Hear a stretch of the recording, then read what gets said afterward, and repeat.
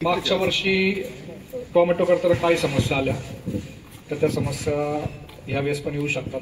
त्याच्यावर एक उष्णता आहे. तर एकदा तुमच्या अडचणी समजल्या तर मी त्या पद्धतीने बोलायचा प्रयत्न करतो. टोमॅटोवरचे रोग तिरंगा आहे. हा, टोमॅटो वाट्या होतात येते. आणखी प्लॉट लवकर संपतो, फुटवा स्टॉप होतोय. आणखी हा, शेंडा किती दिवसानंतर चालत नाही? बादली झाल्यावर का तोडा झाल्यावर? एक तोडा झाल्यानंतर. ठीक आहे. आणखी काही समस्या आहे? ठीक आहे. तर सुरुवात करू आपण. तर सर्वात महत्वाचं आपण काय फिरतोय तर तुमच्या गावातले सगळे प्लॉट चांगले आहेत आजच्या घडीला. आणि जर आपण पाहायला गेलो तर म्हणजे जो काही ह्या टायमाला जो टोमॅटो बारामतीत लागतो किंवा पुण्यात लागतो तर तो नारायणगावला लागतो, तर अजूनही कुठेही लागवडी नाही आहे. तर टोमॅटोचे रेट कमी असल्यामुळं आणि मागच्या वर्षी उष्णतेमुळे जे काही त्रास झाला त्याच्यामुळे ओव्हरऑल सगळीकडे लागवडी टोमॅटोची कमी आहे. ह्या प्लॉटला फक्त आपल्याला काय करायचं, चांगलं जपायचं. तर यावर्षी उष्णता खूप राहणार आहे आणि त्रास होणारच आहे. मागच्या वेळेस तुमच्या गावात मी आलेलो आणि प्लॉट पाहिले तेव्हा सगळे प्लॉट बऱ्यापैकी उष्णतेमुळं मला वाटतं 40-50 दिवसाचे प्लॉट होते आणि खराब व्हायला सुरुवात झालेली आहे. तर याच्यात आपल्याला काय करायचे की हे टोमॅटो पीक जे आहे याचं जास्तीत जास्त हायएस्ट टेम्परेचर जे आहे 35-36 पर्यंत गेलं तर ते आपल्याला चांगलं उत्पादन देतं. पण त्याच्यावरती ते जायला लागलं तर मग तुम्हाला फुलं येणं, फळाची सेटिंग येणं किंवा फळाचा कलर येणं याला समस्या यायला सुरुवात होतात. आणि ह्या वर्षी जे काही वातावरण आपण वाढताना पाहतोय तर परिणाम हा होणार आहे का पुढं आपल्याला याच्या अडचणी येणारच आहे. तर सगळ्यात महत्वाचे काय का आता बरेचसे जे मोठे प्लॉट आहेत फुटवे होऊन गेलेले आहेत, फुटवे चालू आहेत, फुलं यायला सुरुवात झालेली आहे, तर यांना अडचणी नाही. पण जे मागचे प्लॉट आहेत किंवा नंतर आत्ता लागवडी होती किंवा आत्ता जस्ट लागवड करून 8-10 दिवस झालेत, जर टेम्परेचर वाढायला सुरुवात झालं, एकदा माती तापली का हवा जी आहे जमिनीलगत फिरते आणि हवा जमिनीलगत फिरल्यानंतर त्याचा परिणाम काय होणार आहे का जे काय आपली छोटी झाडं आहेत तर त्या छोट्या झाडांना हवेची झळ काय होती, ते गरम हवेची झळ बसती आणि त्याचा परिणाम आहे झाड फुटवे काढत नाही. ठीक आहे. किंवा झाडाची आपल्याला वाढ करायची आहे तर वाढ करण्यासाठी काय महत्वाचं आहे का मुळ्या चालणं गरजेचं आहे. आणि पांढरी मुळी जी आहे 28 टेम्परेचर असली तरच पांढरी मुळी चालते, 20 ते 28च्या दरम्यान. आणि 28च्या वरती टेम्परेचर गेलं का पांढरी मुळी काय होती, चालत नाही, ती जळती, आपला खर्च त्या ठिकाणी काय होतो, जास्त होतो. तर याच्यावर आपल्याला काय करायचं आहे, सगळ्यात पहिलं जे आता तुमच्या बऱ्याचशा शेतांमध्ये पाहिलं का बाजूला मका लावला आहे, तो मका जो आहे आणि टोमॅटोची उंची काय सध्या सेम आहे. तर ह्या वर्षी नाही जमलं पण पुढच्या वर्षी आपल्याला काय करायचं आहे तर टोमॅटो लावताना कमीत कमी गुडघाभर मका पाहिजे. किंवा जो आत्ता जो काही मका लावला आहे हा मका पटकन कसा वाढेल, त्याची उंची पटकन कशी वाढेल, मग तिथं तुम्ही थोडा झिंक द्या, युरिया द्या आणि त्याला काय करा, वाढवा. त्या ही जी काही शेताच्या बाजूने जी काही तुमची मका लावलेली असेल तर हे दाट मका आहे किंवा तुम्ही जे काही शेजारी ऊस असेल तर हे आपल्या फायद्याचं आहे. ठीक आहे. कोणती बाग असेल तर त्या बाग काय करा, अडथळा कराल आणि आपल्याकडे गरम हवा येणार नाही. आणि ज्या प्लॉटमध्ये ही गरम हवा फिरत राहणार आहे त्यांनी किती प्रयत्न केले म्हणजे त्याला त्रास काय होणार आहे, जास्त राहील. ठीक आहे. जर मका नाही शक्य आली तर अडथळा म्हणून तुम्ही हे जे काही शेडनेट असतं ज्या ठिकाणावर ज्या साईडने हवा येते तर त्या साईडला शेडनेट लावा, साड्या लावा, तर जेणेकरून तिचा स्पीड काय झाला पाहिजे, कमी झाला पाहिजे. तर ही आपल्याला काळजी काय करायची, घ्यायची. जर हे केलं तर तुमचे ह्या उन्हाळ्यातले खूप जे काही त्रास आहे हा काय होईल, कमी होईल.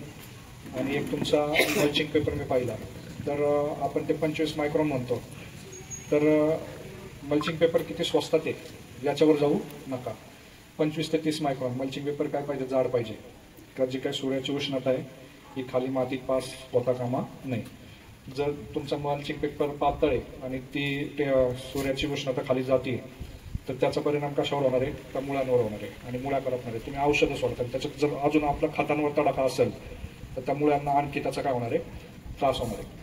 तर जस्ट आता पाहताना म्हणजे मला वाटतं मीटिंग आमची तुमच्याकडे थोडीशी लेट झाली, पण जे लावणार असतील तर थोडासा जाड मल्चिंग पेपर किंवा पुढच्या वर्षी तुम्हाला काय करायची, काळजी घ्यायची. मल्चिंग पेपरचा पहिला उद्देश आहे का तुमचं बेडमधली जी माती आहे त्याचं टेम्परेचर वाढलं नाही पाहिजे, आणि दुसरा उद्देश आहे मग तुमचं जे काही पांढऱ्या माशीसाठी आपण वापर करतो. तर ह्या 2 गोष्टी आपल्याला काय करायच्या थोड्याशा पाहिजे. आता जर आपण पुढं चाललो तर काय आपल्याला काय करायचं आहे, रोग आणि किडी ह्या येणारच आहे. आणि रोग आणि किडी काय येतात, आपण सगळ्यात महत्त्वाचं काय करायचं आहे, जस्ट रोग फवारा मारायचा, किडा आल्यावर मी मारायला तयार आहे, पण त्याच्या अगोदर ती कधी येते, कशी येते, कशी पसरती हे जर आपण समजून घेतलं तर आपल्याला आपल्या शेतातले जे काही खर्च आहेत हे काय करता येतील, थोडेसे कमी करता येतील. तर सुरुवातीच्या अवस्थेत काय तर झाडाच्या वाढ होताना पहिले 25 दिवस काय करायचं, फुलकिडे, क्रिप्स, पांढरी माशी, नागाळी याचा अटॅक येतो. बुरशीचा अटॅक एवढा नसतो. ठीक आहे. पण जेव्हा फुटवे व्हायला सुरुवात होतात, झाडाची एनर्जी विभागली जाते, तेव्हा मग झाड वीक होतं आणि त्या ठिकाणी मग रोग आणि कीड, ज्या किडी जर कंट्रोल नाही आल्या तर जखमा तयार करतात आणि त्या जखमांमधून बुरशी काय होती, आतमध्ये बसते आणि मग रोग पसरायला सुरुवात होते. तर आपल्याला हे जे काही झाड आहे सुरुवातीपासून कीड मुक्त किंवा किडीने याच्यावर अटॅक करायला नाही पाहिजे हे आपल्याला पाहिलं पाहिजे. याच्यासाठी काय का ज्या झाडाच्या मुळ्या चालत नाहीत, जे झाड फक्त अटकून राहिलंय, तर त्याच्यावर तुम्हाला किडीचा अटॅक काय दिसतो, जास्त दिसतो. आणि जे झाड व्यवस्थित चालते तर त्याच्यात न्यूट्रिशन चांगलं असतं, ताकद चांगली असते का कीड कमी असते. त्याच्यावर आपल्याला काळजी काय घ्यायची का झाडाची सुरुवातीपासून मुळी चालू राहिली पाहिजे आणि त्याची जी काही वाढ आहे ही काय झाली पाहिजे, त्याच्या टप्प्यात चालली पाहिजे. ऑटोमॅटिकली ते झाड जे आहे कीड आणि रोगाला सुद्धा काय करतं, प्रतिकार करतं. किंवा तुम्ही जे औषधं देता त्या औषधांना पचवायची क्षमता त्याच्यात काय असते, चांगली असते. तर अंगात घेऊन त्या किडीवर रोगावर काय करायला आपल्याला नियंत्रण येईल. तर आत्ता जे काय तुम्ही टोमॅटो लावलेत, ठीक आहे, तर टोमॅटो आत्ता चांगले आहेत, ठीक आहे, पण याच्यामध्ये खूप खतांचा वापर करू नका. जर टेम्परेचर वाढायला लागलं तर आपल्याला ही जी काही खतं आहेत, रासायनिक खतं, ठीक आहे, ही बेडमध्ये जास्त भरू नका. जर तुम्ही बेडमध्ये रासायनिक खतं जर जास्त भरली, टेम्परेचर वाढलं, तर ती खतं तुमच्या झाडाच्या वाढीला आणि मुळांच्या वाढीला काय करणार आहे, अडथळा करणार आहे. कसं करणार आहे, मागच्या वेळेस पण मी तुम्हाला सांगितलं का रिव्हर्स ऑस्मॉसिस होतं. 2 याच्यात पाणी घेतलं, ठीक आहे, ग्लासामध्ये आपलं आरोचं पाणी भरलं अर्धी, एकाच्यात मीठ भरलं, विरघळलं, आणि धागा एक या ग्लासात ठेवला आणि एक दुसऱ्या ग्लासात चांगल्या पाण्यात ठेवला जिथं मीठ नाहीये. तर पाणी कुठे जातं, दुसऱ्या दिवशी सकाळी सेम राहील का पाण्याची जागा बदललेली असेल, सेम राहील, बदलत कुठं जातं, ज्याच्यात मीठ नाही त्याच्यात जाईल. तो उलट सांगितलं तुम्ही, ज्याच्यात मीठ आहे त्या मिठामध्ये तुमचं साधं पाणी सगळं तर धागा घेऊन जाणार, ठीक आहे. किंवा आपण उन्हाळ्यात खूप पापड खाल्ला, सकाळी रात्री काय येते, जाग येते का, ताण लागते ना, तर काय जिथं क्षार जास्त असतात तिथं काय करत, पाण्याची गरज असते. आता तुमच्या शेतात काय होणार येतून पुढं, तर तुम्ही खूप खतं घातली, ठीक आहे, मातीत क्षार पडलेले आहेत, झाड काय करते का बाष्पीभवन होते, म्हणजे त्याच्या स्टोमॅटामधून पाणी ते काय करते, पानावर पसरवते का टेम्परेचर त्याला पानाचं मेंटेन ठेवायचं. तर सूर्य काय करणार आहे, बाष्पीभवन करून पाणी घेऊन जाणार आहे, खाली कोर्स तयार होणार आहे, झाड पाणी खेचायचा प्रयत्न करणार आहे, पण खाली काय आहे, क्षार आहे. ते क्षार खेचून देणार का पाणी, नाही, ते क्षार त्याच्या ऑपोजिट काम करणार. तर ते सुद्धा झाडातलं पाणी खेचणार, एक क्षार खेचणार आणि वरतून सूर्य खेचणार, आणि याचा परिणाम काय होणार, तर मग तुमच्या पाती अशा जाड होणार, पानं जाड होणार, थोडीशी कर्ल होणार, त्याची उंची होणार नाही. तर हे होऊ नये म्हणून आपल्याला काय करायचं आहे, का खताचा वापर जो आहे का बुवा आणलं आणि टाकलंय ते न करता करता थोडं खत काय करत राहायचं, देत राहायचं. आणि आपल्याला डोकं कशावर लावायचं आहे, तर हे खत जे टाकलेलं आहे याचं अपटेक कसं होईल, आणि हे जे काही पुढचे 60 दिवस जे आहेत ह्या 60 दिवसामध्ये मुळ्या कशा चालतील त्याच्यावर जास्त फोकस करायचा, तरच आपल्याला काय होणार आहे, फायदा होणार आहे. तर मुळ्या चांगल्या चालल्या आणि जसं झाडाला खत भेटतंय याच्यावर म्हणजे थोडं देत राहिले, वरती व्यवस्थित फुले येणार आहे, फळं येणार आहेत आणि होणार आहेत. तुमच्या डोक्यात असेल साहेबांनी खत कमी घालायला सांगितलं, आता काय होणार, बरोबर आहे ना. किंवा तुम्ही आता बरकटले ऐकायचं नाही, साहेब काही पण सांगतात. तर तुम्हाला एक माझा सांगतो मी, तुम्ही फॉस्फरस युक्त खत टाकता, बरोबर आहे, 1846 टाकता, 10-26 टाकता, ठीक आहे, किंवा 0-34 टाकता. तर तुमचं जर DAP आहे 1846, 100 किलो खत तुम्ही शेतात टाकलं, किती, 100 किलो 2 महिने टाकलं, तर किती किलो फॉस्फरस जाईल, 46 किलो. तर कोणतंही दाणेदार स्वरूपातलं खत जमिनीत टाकलं तर त्याच्या फक्त 10% खत झाड घेतं. किती? 10%. मग 46च्या 10% किती आलं? 4.6 किलो, 5 किलो. म्हणजे 100 किलो तुम्ही काय केलं? DAP टाकलं, त्याच्यातून 46 किलो फॉस्फरस भेटणार आहे जमिनीत, आणि त्याच्यातलं किती झाडांनी उचललं? 5 किलो उचललं. तुमचं 18 किलो नायट्रोजन बाजूला, 8 आणि 5 किती आले? हे 23. 18 आणि 5 23. ठीक आहे. तर 100 मधून फक्त 23 किलो काय केलं? झाडाकडे आलं. नायट्रोजन एक तर झाड घेतं, नाहीतर हवेत उडून जातं किंवा पाण्यात निघून जातं. बाकीचं जे काही आहे 77 किलो हे क्षार वर्षानुवर्ष आपण काय करतोय? जमिनीत देणगी देतोय. ते क्षार जमिनीतच पडलेले आहेत. सेम तुम्ही 10, 26, 100 किलो टाकलं, 26 किलो फॉस्फरस भेटतं, त्याच्या 10%, म्हणजे 2.6 ते 3 किलो झाड घेतं, बाकी फिक्स. आणि त्याच्यामुळे पूर्वीच्या जमिनी तुमच्या काय होत्या? भुसभुशीत होत्या, मऊ होत्या. ठीक आहे. त्याच्यात हवा पाणी राहायची, कसदार होत्या. आज त्या राहिल्यात का? पाणी जिरतं का? तर मातीचे जे 3 कण असतात, ह्या 3 कणात जी मोकळी जागा असायची त्याच्यात पूर्वी हवा पाणी थांबायचं, इथं पांढऱ्या मुळी वाढायच्या. आता तिथं कोण वाढतंय? क्षारांनी घेतलेली. आणि ह्या क्षारांनी घेतल्यामुळे तुमची जमीन ऑलरेडी काय झाली? कडक झालेली आहे, चिकट झालेली आहे, पाणी मुरत नाही, आणि आपली शेती किंवा पिकांची वाढ पाहिजे तशी होत नाहीये. ठीक आहे. तर समजले तुम्हाला? तर ऑलरेडी आपल्या शेतामध्ये भरपूर क्षार काय केलेले आहेत? पडलेले आहेत. ठीक आहे. आपण जे टाकतोय त्याचं फक्त 10%च झाड घेते. तुम्ही वॉटर सॉल्युबल टाकलं जास्तीत जास्त 25% अपटेक होतो. म्हणजे 0.34, 1261 हे जे वापरता, तर 1261 100 किलो टाकलं तर 61 किलो फॉस्फरस भेटणार, त्याच्या 25%, 25 150, म्हणजे साधारण 15 ते 16 किलो फॉस्फरस 100 किलो 1261 टाकून नॉर्मल कंडिशनला तुमचं झाड घेतात. बाकीचं कुठं पडलंय? क्षार मातीत पडलेत. ठीक आहे. तर खूप कमी खत टाकलं म्हणून आपलं नुकसान होणार आहे? तर नाही. ठीक आहे. आपल्याला विचार काय करायचा आहे का हे जे काय खत आहे मी देतोय किंवा जमिनीत पडलेलं खत झाड कसं अपटेक करतं. ठीक आहे. तर याच्यावर आपल्याला प्रयत्न करायचा. तर झाड खत अपटेक करण्यासाठी काय लागणार आहे? जमिनीत सेंद्रिय कर्ब चांगला लागणार पाहिजे. दुसरं काय पाहिजे? का जमिनीतल्या जे काही बॅक्टेरिया आहेत त्या बॅक्टेरियांची संख्या जास्त पाहिजे. त्या बॅक्टेरिया काय करतात? जमिनीत पडलेलं खत जे आहे हे पिकाला उपलब्ध करून देतात. ठीक आहे. तर आपल्याला सेंद्रिय कर्ब आणि ह्या बॅक्टेरिया यांची संख्या काय करायची? वाढवायची. तर आत्ता जे काही मग तुम्ही म्हणाल पूर्वी पण बॅक्टेरिया होत्या, आता कुठे गेल्या? बरोबर ना? तर झाडाची एक ही काय, प्रत्येक झाड जे असतं हे जेव्हा अन्न तयार करतं तर ते अन्न तयार करताना नको असलेले पदार्थ त्या ठिकाणी तयार होतात. ते पदार्थ झाड काय करतं? मुळावाटे मातीत सोडून देतं. आणि हे जे नको असलेले, त्याला नको असलेले पदार्थ हे त्या बॅक्टेरियांचे काय असतात? खाद्य म्हणून वापरतात. आणि त्याच्या बदल्यात बॅक्टेरिया काय करतात? तर झाडाने सोडलेल्या पदार्थांना बॅक्टेरिया खातात आणि जमिनीत पडलेली जे काही खतं आहेत जी पीक झाली ती खतं पिकाला उपलब्ध रिटर्न्स म्हणजे उपलब्ध स्वरूपात कन्वर्ट करून देतात. पण त्याचं काय आपण चुकीच्या खतं टाकायची पद्धती आहे किंवा शेणखत आपण कमी केलंय तर बॅक्टेरियाला त्यांचं खाद्य भेटत नाहीये. किंवा झाडं सुद्धा आपण खूप वॉटर सॉल्युबल मारून काय करतोय?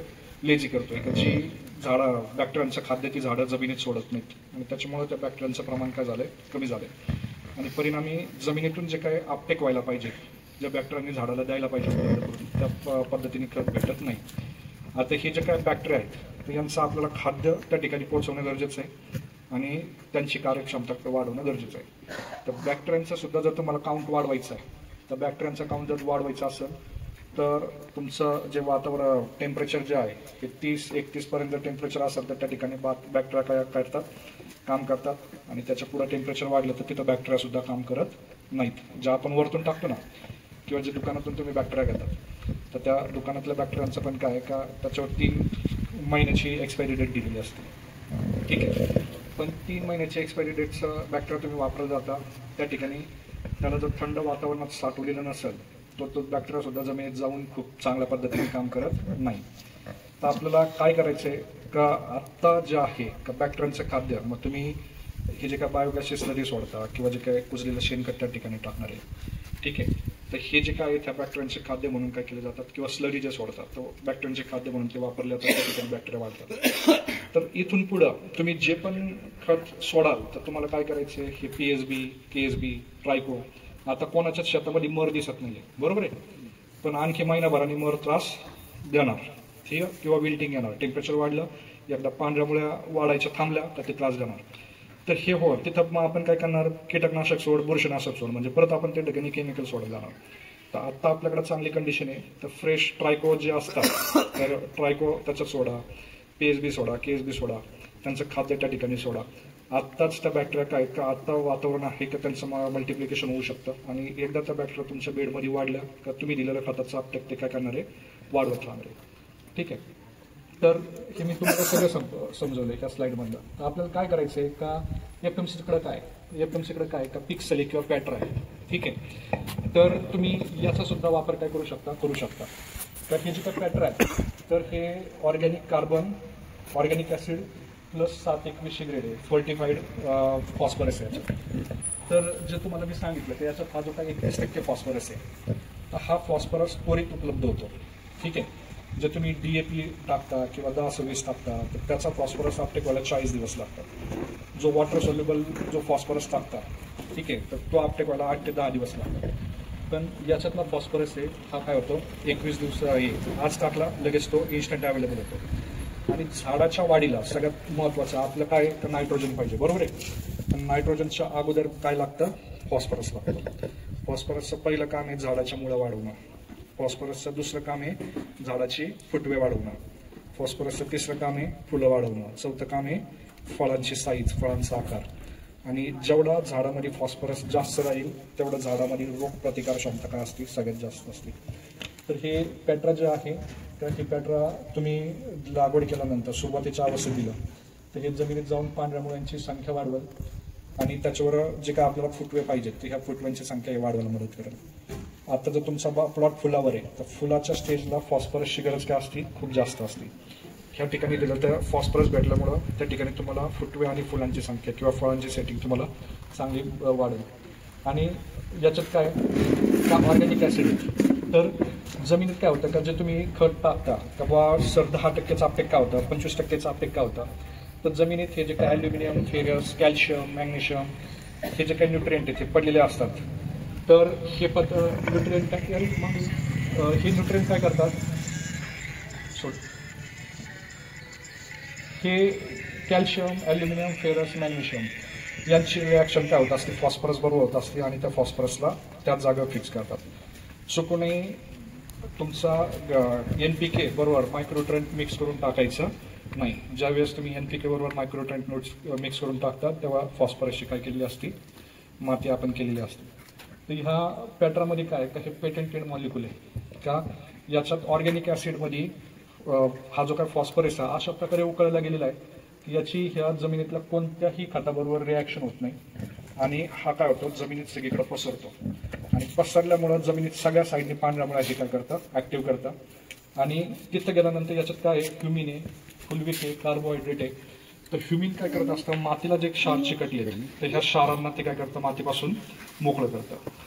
हेच जे काय पॅट्रा आहे तर याचा जर तुम्ही फायदा बघितला तर पॅट्रा सोडल्यानंतर ॲक्टिनोमायसिन, पाऊस पडल्यावर वास येतो का मातीचा, तर ह्या ॲक्टिनोमायसिन जीवाणूंचा येतो. 36% वाढ होती 7 दिवसामध्ये. PSB KSB 76% वाढ होती 7 दिवसात. आणि जे तुम्ही मायक्रोरायझा बुरशी टाकता तर त्याची 131% वाढ होती. तर हे पॅट्रा जे आहे ह्या जीवाणूंचं खाद्य म्हणून वापरलं जातं आणि त्या ठिकाणी ह्या जीवाणूंची संख्या वाढवणार आहे. तर तुम्हाला काय करायचं आहे का पॅट्रा जमिनीत दिला तर हे स्वतः 80% अपटेक होतं किंवा ज्याच्याबरोबर जाईल त्या खताला ते 80% काय करतं, अपटेक करतं. ते का करतं तर पॅट्रा नॉन बाइंडेबल आहे, हे बाजूला फिरतं, जमिनीत फिरून त्या पांढऱ्यामुळे ऍक्टिव्ह करणार आहेत, ह्या जीवाणूंची संख्या वाढवणार आहेत आणि ह्या जीवाणू काय करणार आहेत, जमिनीत जे काय फिक्स झालेलं खत आहे ते पिकाला उपलब्ध करून देणार आहे. तर ज्या ठिकाणी तुम्ही 50 किलो 1261 सोडणार आहे तर त्या ठिकाणी 100 किलो सोडणार आहे तर तुम्हाला किती सोडायचं आहे, 50 किलो सोडायचं आहे. का तर 100 किलो 1261 मधून किती 61 किलो फॉस्फरस भेटेल आणि 15 ते 16 किलो फॉस्फरस अपटेक होणार आहे. त्याच्या निम्मा आपण काय करू, 50 किलो 1261 घेऊ तर किती होईल, 50 किलोचा 30 किलो फॉस्फरस भेटेल. ठीक आहे. आणि 30 गुणिले 80 किती आलं, 8 त्रिक 24. 50 किलो 1261 आणि जर त्या ठिकाणी पॅट्रा सोडले तर 24 किलो फॉस्फरस भेटते आणि सिंगल 1261 सोडून किती भेटते, 15 किलो. फायदा कुठं जास्त आहे, 15 किलोमध्ये का 24 किलोमध्ये, 24 किलोमध्ये. तर खताचा अपटेक पण जास्त होईल, जमिनीत क्षार पण कमी पडतील, पाण्यामुळे पण इम्प्रूव्ह होतील आणि जमिनीची जी काही हेल्थ आहे ही इम्प्रूव्ह व्हायला सुरुवात होईल.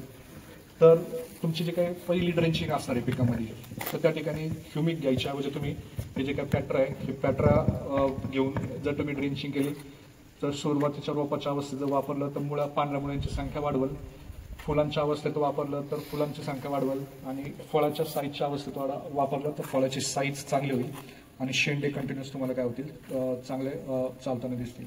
तर ही फॉस्फरसची डेफिशियन्सी आपल्याला शक्यतो पावसाळ्यात दिसायला सुरुवात होती, तर पानं जांभळी पडतात. तर ही जर वाटत असेल ही जर रिकवर करायची असेल, ही वरतून फवारलं तरी पण तुम्हाला काय होणार आहे, ही डेफिशियन्सी रिकवर होताना दिसतील. तुम्हाला वाटतं हे पिक्सल बरेच शेतकरी वापरतात, तर पॅट्रा जे आहे पिक्सलचं अपग्रेड व्हर्जन आहे.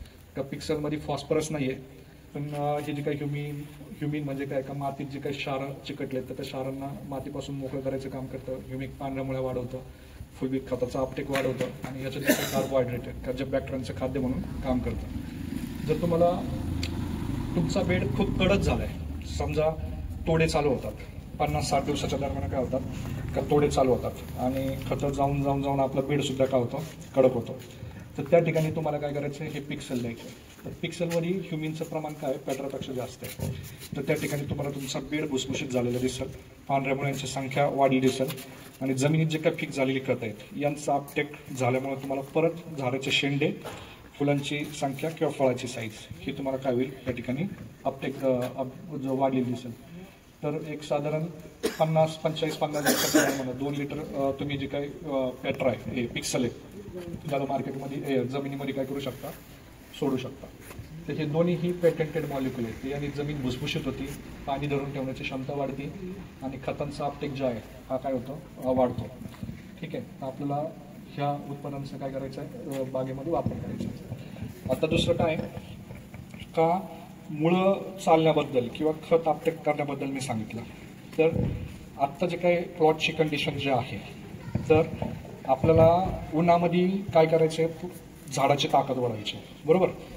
उन्हात जर ताकद वाढवायची आहे, ह्या झाडावर ताण येऊ द्यायचा नाही आहे, तर आपल्याला फॉस्फरस आणि कॅल्शियम हे जे 2 घटक आहेत हे झाडामध्ये काय पाहिजेत, पुरेपूर पाहिजे. फॉस्फरस, कॅल्शियम आणि पोटॅश.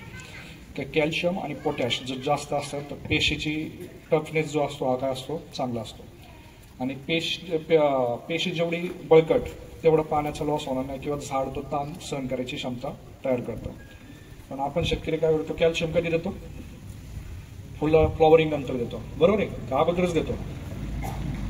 कधी देतो कॅल्शियम, फळं आल्यानंतर. ठीक आहे, तर बघा त्या झाडाला कॅल्शियमची गरज जी आहे ही सुरुवातीलाच असते आणि फळं आल्यानंतर आपण कॅल्शियम कधी देतो, जेव्हा फळाला खाली चट्टे पडायला लागले तर मग आपण काय करतो, कॅल्शियमच्या मागे लावतो. ठीक आहे, तर झाडाला कॅल्शियमची गरज कुठे कुठे असते, तर कॅल्शियम काय आहे का, आपलं हाड मोडलं तर डॉक्टर हाड बसवल्यावर काय देतो, कॅल्शियमच्या गोळ्या देतो का, ही झीज भरून काढण्यासाठी. तर हाडाच्या वाढीसाठी किंवा हाडाच्या बळकटीसाठी कॅल्शियम पाहिजे. झाडाला दररोज एक नवीन पान येते, 3 दिवसाला नवीन पान येतोय, शेंडा वाढतोय, फुलं येतात, तर त्याचा कोणता ना कोणता अवयव वाढतोय ना, तर तो वाढतोय, तर त्याला बळकटीसाठी काय पाहिजे, कॅल्शियम पाहिजे. आणि हे कॅल्शियम नाही भेटलं, झाडातलं त्या पानातलं फांदीतलं जे काही कॅल्शियम आहे हे कुठं जातं, फळात जातं. मग फळाला जेव्हा फुगायची टाइम असतो, गर भरायचा टाइम असतो, तिथं नाही भेटलं का मग फळावर सिम्पटम्स दिसतात. आणि कॅल्शियम झाडाची पानं जाड झाल्यानंतर जर तुम्ही फवारत असाल तर त्याने काय असा खूप मोठा फरक पडत नाही. कॅल्शियम झाडाची पानं जेवढी पातळ असतील त्यावेळेस दिलं तर त्या पानांमध्ये ते स्टोअर होतं आणि झाडाला जसं पाहिजे तसं भेटतं. आता तुम्ही काय करता, कॅल्शियम नायट्रेट सोडता, बरोबर आहे, कुठून, ड्रीपमधून. मग हे कॅल्शियम स्वतः झाडाला अपटेक होत असेल का, कॅल्शियम नायट्रेट मातीत गेल्यानंतर काय करता, तर जेव्हा तुमचं कॅल्शियम मातीत टाकता त्या ठिकाणी जर तुम्ही वॉटर सोल्युबल दिलेलं आहे किंवा तुमची खतं आहेत तर कॅल्शियमची आणि फॉस्फरसची रिॲक्शन होती आणि कॅल्शियम आणि फॉस्फरसची रिॲक्शन झाली तर धड कॅल्शियम अपटेक होत नाही आणि जो फॉस्फरस ऑलरेडी कमी भेटतोय त्याचे सुद्धा आपण काय करतो, माती करतो. प्लस काय, तो कॅल्शियम भेटत नाही पण त्याच्यातलं नायट्रोजन भेटून परत झाड काय होतं, पाहायला सुरुवात करतं. तर कॅल्शियम जे आहे, जर हा रूट झोन आहे तर सगळ्यात खालची जी मुळी असती त्याच ठिकाणावरून कॅल्शियम झाड अपटेक करतं. वरच्या मुळीमधून झाड कॅल्शियम अपटेक करत नाही. एकदम कॅल्शियम खाली जाणार आणि खालच्या स्तरातल्या मुळीतून कॅल्शियम अपटेक होणार. तुमचं फॉस्फरस आहे, तुमचं पोटॅश आहे, तुमचं नायट्रोजन आहे, हे झाडाच्या ज्या वरच्या मुळे असतात ना, तर वरच्या मुळांमधून अपटेक होतं. जेव्हा तुम्ही बाकीची खतं सोडलीत आणि त्याच्या मागून जर कॅल्शियम सोडलंय तर कॅल्शियम वरतून खाली जाईपर्यंत त्या मातीच्या लेअरमध्ये जेवढी खतं आहेत त्या सगळ्यांचं काय करतं, माती करून टाकतं. ठीक आहे, आणि मग खालून जाणं आपटे होणार. तर आपल्याला कॅल्शियम देताना कमीत कमी 7-8 दिवस अगोदर आणि 7-8 दिवस नंतर कोणतंच खत त्या ठिकाणी टाकायचं नाही. तर त्याला खाली जाऊन द्यायचं, त्याला आपटेक होऊन द्यायचं आणि नंतर तुमचं फॉस्फरस युक्त खत द्यायचं. जर तुम्ही मिक्समध्ये दिलं तर त्या फॉस्फरसची काय झालेली वाट लागलेली आहे आणि मातीमध्ये परत तुमचं काय आलं, फिक्सेशन झालं आहे. त्याच्यामुळं हे जे काही कॅल्शियम आहे तुम्हाला हे डेफिशियन्सी येऊ नये म्हणून तुम्हाला काय करायचं आहे, आता जो तुमचा 25 दिवसाचा प्लॉट आहे तर त्या ठिकाणी तुम्हाला कॅल्शियमची फवारणी घ्यायची, कॅल्शियम झिंक बोरॉन. का 25-30 दिवसाच्या दरम्यान एक छोटंसं फुल प्लॉटवर येतं, म्हणजे फुल तयार होण्याची प्रक्रिया चालू झालेली आहे. आणि फुल तयार होण्यासाठी काय लागतं, त्या ठिकाणी कॅल्शियम लागतं, झिंक लागतं, बोरॉन लागतं. हे तिन्ही त्याला भेटलं तर तुम्हाला एक सशक्त पंजा होईल, बाहेर पडेल. तर वरतून आपण जर झाडाला कॅल्शियम दिलं तर पानामध्ये ते कॅल्शियम लोड होईल, पानात ताकद राहील आणि ती झाडं जी आहेत ही उष्णतेला काय करतील, त्या उन्हाला तग धरून ठेवण्याची क्षमता राहील. हे तुम्हाला तुमच्या शेतात करून बघायचं. मी सांगतोय म्हणून सगळं करायचं नाही, काही प्लॉटवर वापरायचं, काही ठिकाणी वापरायचं नाही आणि काही फरक पडतोय का ते बघायचं. ठीक आहे. तर FMCकडे काय कॅचबो म्हणून औषध आहे, तर याच्यात कॅल्शियम, झिंक आणि बोरॉन आहे. तर हे ऑक्साईड फॉर्ममधलं कॅल्शियम आहे. कॅल्शियम याच्यात 21% येतं. बाजारामध्ये जे काही सिलेक्टेड कॅल्शियम भेटतं 11% भेटतं. हे सगळ्यात जास्त याच्यात 21% कॅल्शियम आहे. बोरॉन 0.1% आहे, झिंक 1.5% आहे. तर कॅल्शियम जास्त झालं तर ते झिंक आणि बोरॉन फॉस्फरसच्या अपटेकला प्रॉब्लेम करतं. बोरॉन जर जास्त आलं तर ते तुमचं कॅल्शियम फॉस्फरसला अपटेक करतं. म्हणजे काही जास्त झालं तर त्याचा परिणाम दुसरा होतो. तर कॅल्शियम, झिंक, बोरॉन तिघही एका रेशोमध्ये जर गेलं तरच ते प्रॉपर अपटेक होतं. आणि तो रेशो जो आहे ह्या कॅल्शियममध्ये आपण त्या दिलेला आहे, कॅल्शियम, झिंक, बोरॉन, तर ते एकमेकाला सपोर्टिंग काय होतात, पूरक रूपात अवेलेबल होतात आणि अपटेक होतात. तर हे कॅल्शियम, झिंक, बोरॉन जर सेपरेट तुम्ही घ्यायला गेले तर तुमचं 1000-1200 रुपये खर्च जातो. तोच तुमचा ह्या कॅल्शियममध्ये एकरचा फवारायचा खर्च 700-750 रुपयाच्या आजूबाजूला जाईल. आणि तेच जर तुम्हाला जमिनीतून हे कॅल्शियम द्यायचं आहे तर याला 1 लिटर साधारण 1100-1200 रुपयापर्यंत खर्च येईल. तर हे जर कॅल्शियम तुम्ही जमिनीतून दिला तर जमिनीत सुद्धा कॅल्शियम दिला तर याची बाकीच्या खतांबरोबर रिॲक्शन होत नाही. हे इन्स्टंट अपटेक होतं आणि त्याच्यानंतर तुम्हाला जे काही पोटॅशयुक्त खतं असतील ते तुम्ही याच्यावर देऊ शकता. तर हे कॅल्शियम जे आहे तर तुम्हाला 25 दिवस 10-15 दिवसाच्या दरम्यान 25 दिवसापासून पुढे जर फवारलं तर फुलांची संख्या चांगली भेटेल, फळाची सेटिंग चांगली भेटेल आणि पानामध्ये सुद्धा काही टफनेस राहील, तर जी पानं ह्या उन्हाला काय करतील, तग धरून ठेवण्याची क्षमता राहील. तर याचा वापर जो आहे कॅल्शियमचा तुम्ही करू शकता. तर आता काय का व्हायरस येतो का आपल्याकडं? येतोय. ठीक आहे. जर तुम्हाला व्हायरस कंट्रोल करायचा आहे तर आज व्हायरसयुक्त झाडं कुठे दिसली नाहीत. सगळ्यात पहिला व्हायरस ट्रान्समिट होतो तुमच्या नर्सरीतून. नर्सरीमध्ये जिथेही पांढऱ्या माशा दिसत असतील त्या नर्सरीतली रोपं आणायची नाहीत, कारण नर्सरीतल्या रोपांमध्येच त्या पांढऱ्या माशा व्हायरस ट्रान्सफर करतात आणि झाडे मग त्या आपल्या शेतातून पुढं मोवायला सुरुवात होतात. आणि जिथेही सुरुवातीला जे झाडाची वाढ होत नाहीये, वाढ थांबली आहे, पानं छोटी आहेत, व्हायरसची झाडं जी दिसतील ती झाडं काय करायची, उपटायची, पोत्यात भरायची, बाहेर जाऊन जाळायची आणि हात स्वच्छ साबणाच्या पाण्याने धुवून मग शेतातली बाकीची कामं करायला जायची. पण व्हायरसच्या झाडाचा मोह शेतामध्ये ठेवायचा नाही. व्हायरसला कंट्रोल करायला दुसरं कोणतंच सोल्युशन नाही आहे. ठीक आहे. एक तर तुम्हाला काय रस शोषक किडीचा प्रादुर्भाव होऊन न देणं, त्याला थांबवणं आणि त्यांचा प्रादुर्भाव थांबवला तर व्हायरस पसरणार नाही. आणि जे काय व्हायरसयुक्त झाड असेल त्याला उपटून काय करणं, बाहेर काढणं, हे दोनच पर्याय आहेत. तर व्हायरसची झाडं जर तुम्ही ठेवली तर असं पाहिलं का एखादं झाड अर्धा कॅरेट टोमॅटो देतं व्हायरसचं, नाही देत ना, तर उत्पन्न भेटत नाही. पण त्याला जास्त वेळ शेतात ठेवलं तर आपला बाकीच्या झाडांचा काय झालेला असतो, कार्यक्रम झालेला असतो. कारण त्या व्हायरसच्या झाडाला तुमचा कपडे घासले, हातपाय लागले आणि तुम्ही जेवढ्या झाडांना त्याचा स्पर्श होणार तेवढ्या झाडांना आपण काय करतो, शेतात फिरताना प्रसाद देतो आणि ती झाडं खराब होत चालतात. म्हणून ही झाडं तुम्हाला काय करायची, काढून टाकायची. ठीक आहे. व्हायरस कशामुळे ट्रान्समिट होतो, एक तो रोपांमुळे किंवा पांढरी माशी आणि थ्रिप्समुळे. तर पांढरी माशी आणि थ्रिप्स आपलं काय करायचं आहे, कंट्रोल करायचं आहे. आणि हा जो काही तिरंगा असेल तर तिरंगा येण्यासाठी पण काय काय टेम्परेचर आणि रस शोषक किडी, का फुलाच्या अवस्थेत जर किडींनी फळाला चावलं, फळाची सेटिंग होताना तर त्या ठिकाणी इंजुरीज होतात आणि तिथून मग काय होतं, का जो काही लायकोपेन नावाचा हार्मोन आहे त्या फळामध्ये व्यवस्थित स्रवलं जात नाही आणि मग त्या ठिकाणी तिरंग होतो. तर आपल्याला हे काय करायचं आहे का फुल ते फळाचं रूपांतर होतं. ही जी काही सेटिंगची प्रोसेस आहे त्या ठिकाणी कॅल्शियम झिंक बोरॉन झाडाला पुरेपूर भेटलं पाहिजे आणि रस शोषक किडी ज्या आहेत या रस शोषक किडीनी त्या ठिकाणी सेटिंग होणाऱ्या फुलाला किंवा फळाला चावू न द्यायचं. तर हा प्रॉब्लेम आपल्याकडं काही वेळी कमी राहील. ठीक आहे. तर हे जे काही पिवळे टोमॅटो पडतात मला वाटते मागच्या वर्षी हे प्रॉब्लेम नव्हते पण त्याच्या मागच्या वर्षी हे प्रॉब्लेम होते. तर जर आपल्या झाडाची मुळी चांगली चाललेली आणि आपण जर झाडामध्ये न्यूट्रिशन बॅलन्स ठेवलाय तर हा प्रकार आपल्याकडे होणार नाही. तर सुरुवातीपासून आपण मुळी आणि रस शोषक किडींना कंट्रोल करायचं. आता दुसरं काय का बेनिव्या. मला वाटतं सगळेजण बेनिव्या वापरतात बरोबर आहे. बेनिव्या एकरचा डोस वापरता का लिटरचा डोस वापरता पंपाचा डोस वापरता. एकरचा किती वापरता एकरी 300,000 सगळेजण 300,000 वापरता. तर काय तर बेनिव्या हे जे काही प्रोडक्ट आहे हे कीडनाशक म्हणून वापरायचं नाही आणि लिटरच्या डोसवर वापरायचं नाही. हे जे काही बेनिव्या आहे किंवा पांढरी माशी थ्रिप्स मावा नागाळी फळपो खाणारी आळी याच्यावर का कंट्रोल करता पण हे प्रिव्हेंटिव्ह काम करतं. हे सिस्टमिक मॉलिक्युल आहे.